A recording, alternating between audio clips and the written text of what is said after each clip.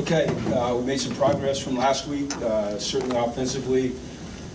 Josh was seeing the field real well. Our receivers were doing a good job of getting open and then making plays with the ball after the catch. Thought we protected better. We made some improvements defensively that were probably overshadowed a little bit by some of those runs late when we were playing some other guys. We had 3 guys unavailable to us today, Boss, Soso, and Laz, but I know those 3 will fight to get back for Memphis next week. So, like any game, there's some good things, and then there's some things you need to improve on. We'll enjoy the win, but we'll go back and we'll be very, very critical of the way we played, the way we coached, the schemes we ran, and do our best to get better. So, but you take wins when you can get them, that's for sure. 2 things. Josh Rosen really locked in from late third quarter, Texas A&M on what's it like to see him. This is probably as good as he's played, I would imagine, this stretch here. He's playing with since, like you said, about midway through the third quarter, just consistency. It seems like he's seeing things better. And I think that's natural. He's worked very, very hard in this new offense to understand it. And every snap he takes, because he's a cerebral guy, because it's important to him, because he works hard, he's going to improve. And that's what we're seeing. And so the key is to continue to approach it the way he has, with the mindset of every snap matters, every practice rep matters, every clip of film he watches matters, and we see that he's capable of good things when he does that. Yes, sir. After Josh missed half the season last year because of a shoulder injury, what did you expect from him going into this season, and to what degree did he either meet or exceed your expectations after 2 games? I can't say that I had any expectations other than he'd come back and try his best to be the best that he could be. In terms of performance expectations, there were none. It was just, come back and give everything you've got every day to try to be a great player for your football team. How hard is it to evaluate the defense, given that you basically had half your starters out by the end of that game? Well, I still think you have to look at it hard, and regardless of who's in there, are you doing things schematically correct? Are your players understanding what you're asking them to do, and are you putting them in the right place to succeed?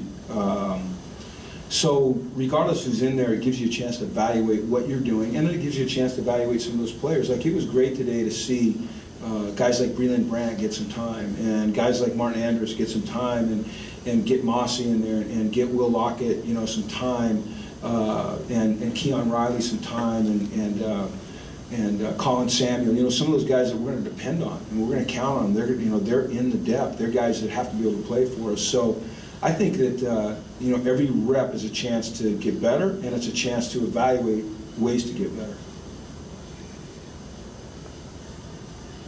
You had 2, one targeting play called against you and one that could have gone against Kenny that wasn't called. Can you talk about those 2 plays and what you saw there?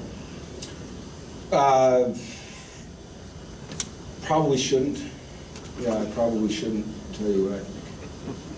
How big of a loss, though, you won't have Josh Woods the first half of the Memphis game? Yeah, I think it's horrid. I think it's an awful rule, quite frankly, that you take a young man who's just playing football hard, at full speed, and Josh is anything but a dirty player. He's not a dirty player at all, and he makes a clean hit.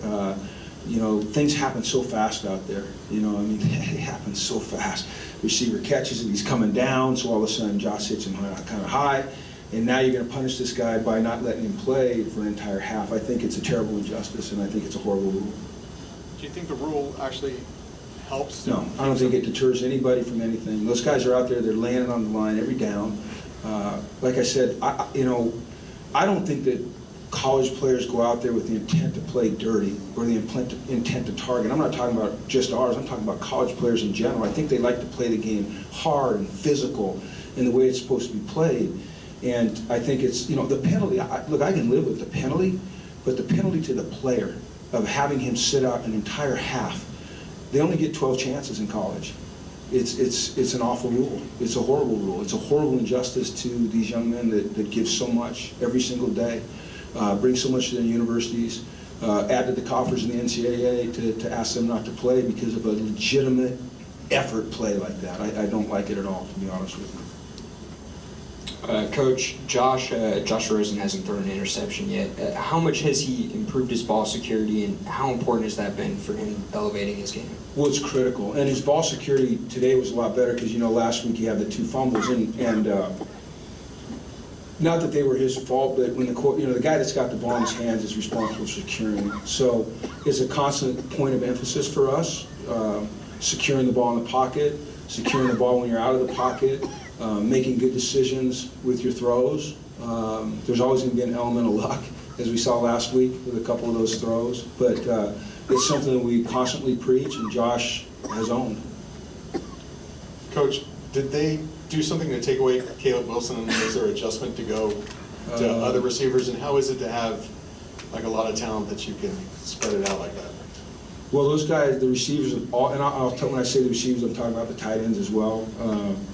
They played well, and not just in the pass game, but they've been blocking well.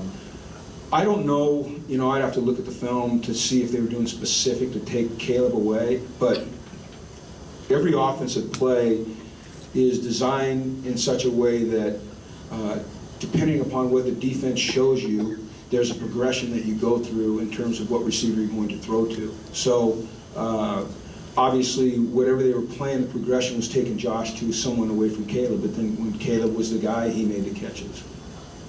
Coach, I know you said that Sosa was out today, but what went into the decision to play Nate Starks more instead of playing Bo? I'm sorry, I don't understand. I didn't hear you.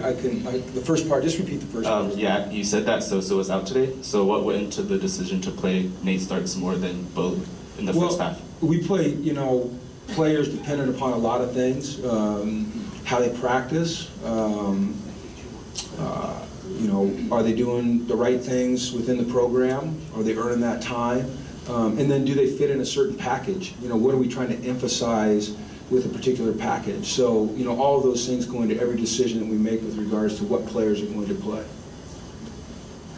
The guys who went out today, Kenny Young, Adarius Pickett, Jaleel Wadood, is there optimism that they could be back fairly soon, or hard to say at this point? Yeah, I can't really say at this point.